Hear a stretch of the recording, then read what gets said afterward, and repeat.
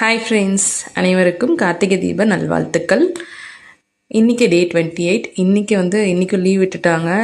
பிள்ளைங்களுக்கு எவ்வளோ ஹாப்பியாக இருக்கோ இல்லையோ தெரில, எனக்கு அவ்வளோ ஜாக்பாட் மாதிரி அவ்வளோ ஹாப்பியாக இருக்கும்.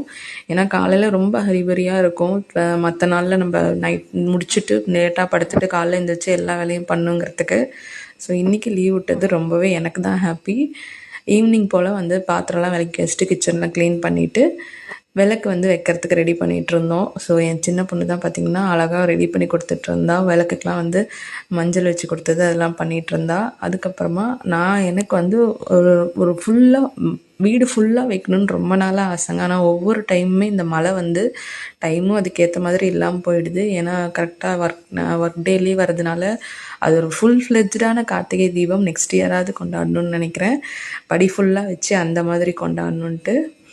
Thank you, friends.